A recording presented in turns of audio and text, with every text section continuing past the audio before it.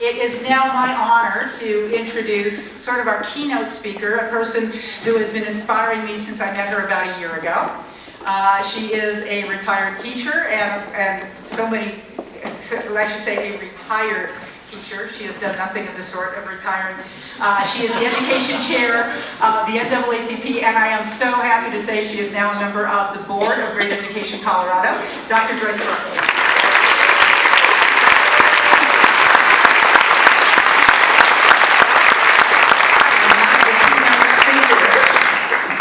Good morning, everyone. Good morning.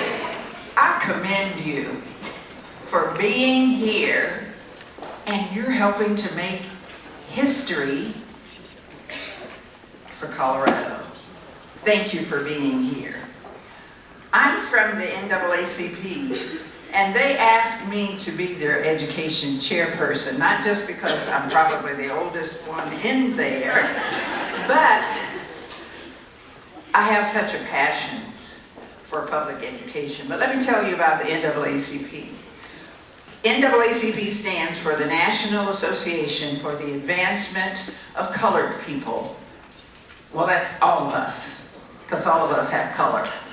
We were founded in 1909, and we are the nation's oldest and largest nonpartisan civil rights organization. Our mission at the NAACP is to ensure the political, educational, social, and economic equality of rights of all persons, and to eliminate race-based discrimination. The vision of the NAACP is to ensure a society for the advancement of all people and individual and equal rights without discrimination based on race. Yes, 1909, that's the year my dad was born. But a friend of mine gave me this book. And in this book, I've got The Light of Freedom. They talk about the foundation of the civil rights movement. What most of us have read about the civil rights movement with Dr. King, hey, a lot had gone on before then. The 20s and 30s, when if you were going to join the NAACP, you could be killed. Your house could be burned, and you'd be fired from the plantation. That was the foundation. And these people chose to fight for equal rights because they knew that if one man can oppress another person, then he or she is also oppressed. But I want to tell you about a little girl who was born in 1947. By the way, this book is written, most of the activities are along the Mississippi River, Mississippi Delta. But this little girl, who is yours truly, was born in Arkansas. We were born right on the Mississippi River in Arkansas. I didn't know all this was going on in the early 50s, where they were killing people that were trying to register to vote and get better schools. But I was born right after World War II, and my dad had just come home. Actually, he came home from the war, and my mom got pregnant. I'm an original baby boomer. There were bunches of us.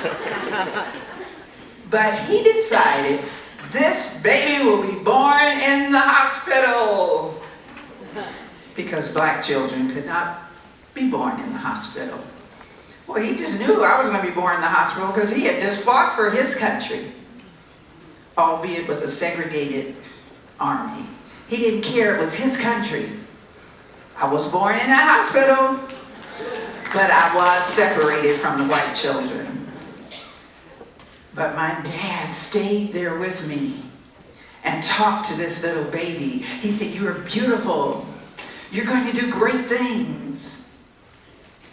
just kept saying that over and over. See, they were told they'd never have children, and for 10 years they couldn't.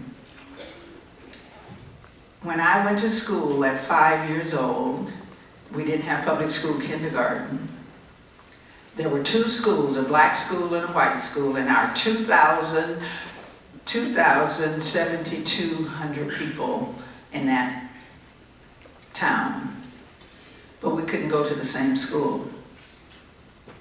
My first grade class, there were so many of us, baby boomers, remember? We had to sit two on a bench in our classroom. We had to have two teachers for all these kids. I didn't like going to the bathroom because there was no indoor toilet. And we had to go outside to two toilets. You guys think the porta potties are bad? Huh. But my dad and other parents, and not just parents, but other people in that community were saying, we're going to have better schools. Our kids are going to do better. We want better for our kids, because my parents never finished high school because our town didn't have a high school for black kids. They could only get to the 8th grade. But they wanted more for us. And you know what they did? Got us some bathrooms. Woohoo! I mean, that's so basic. This is America. But it was not until 1964, until the Civil Rights Act passed. Hey, I had graduated from high school. I had never had a brand new book until 8th grade. And my parents had to buy it, because we got the books that the white children had used. But you know what the teacher said? Don't worry about how the book looks. Get what's in the book.